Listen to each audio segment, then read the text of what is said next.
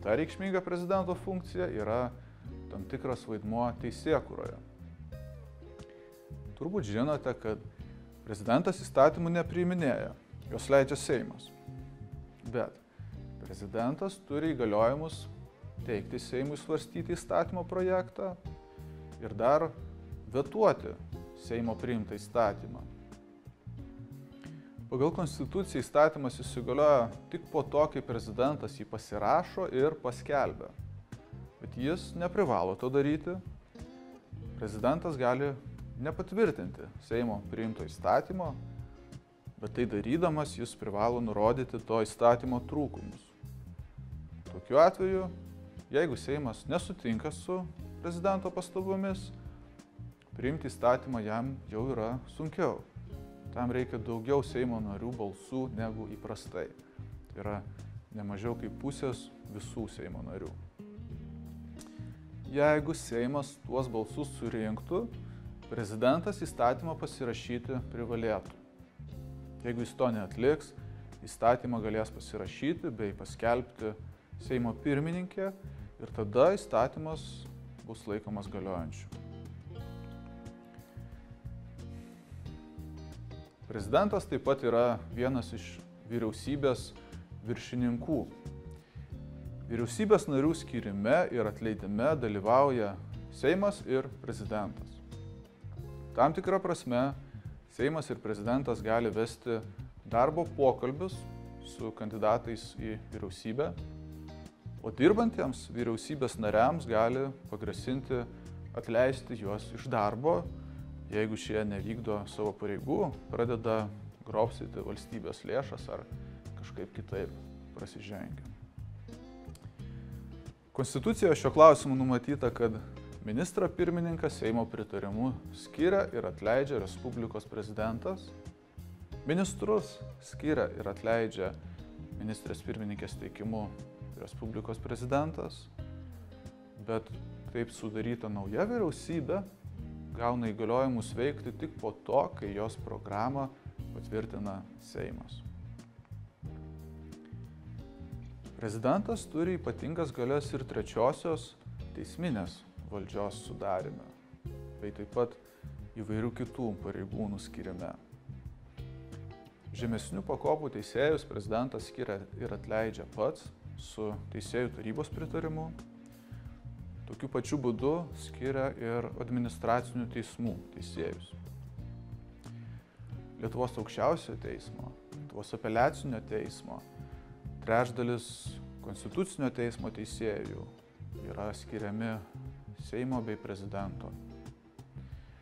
Kartu su Seimu prezidentas taip pat skiria ir generalinį prokurorą bei įvairius kitus Konstitucijoje ir įstatymuose nurodytus pareigūnus. Dabar priartėjome prie karo reikalų. Prezidentas yra vyriausiasis valstybės ginkluotųjų pajėgų vadas. Nors svarbiausius karo reikalus koordinuoja valstybės gynimo taryba, į kurią įeina tas pats prezidentas, ministrė pirmininkė, Seimo pirmininkė, krašto apsaugos ministras ir kariuomenės vadas, bet prezidentas gali priimti tam tikrus sprendimus ir pats. Pagal Konstituciją valstybės užpuolimo atveju prezidentas gali priimti sprendimus dėl valstybės gynybos. Tačiau tuos sprendimus vėliau artimiausiame posėdyje tvirtina Seimas. Be to prezidentas turi ir įvairių kitų svarbių įgaliojimų. Jis skelbia Seimo rinkimus, teikia pilietybę, skiria apdovanojimus, teikia malonę nuteistiesiems ir vykdo kitas funkcijas. Tad tokie yra pagrindiniai prezidento įgaliojimai ir pabandykime jau išspręsti kitą klausimą. Kuri valdžios institucija pagal mūsų konstituciją turi daugiausiai galių?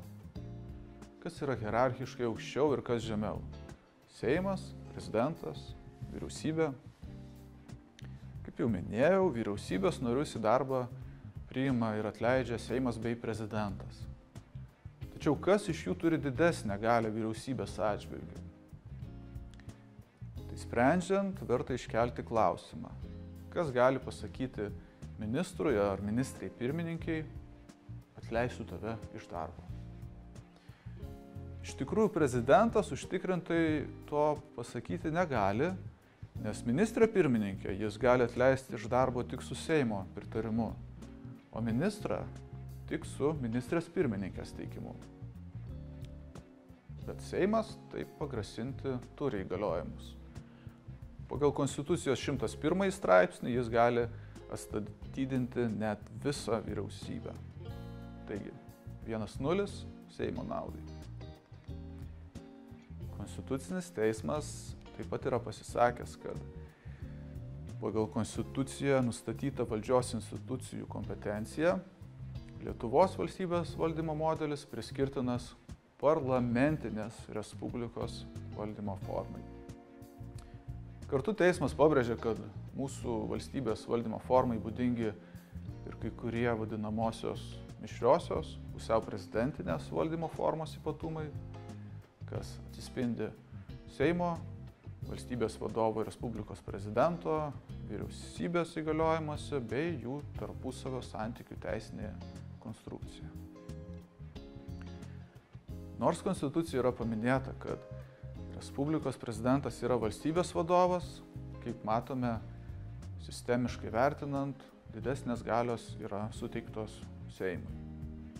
Vadinasi, pagal institucijų hierarchiją, pirma yra Seimas, tada prezidentas ir po to vyriausybė, 2-0 Seimo naudai.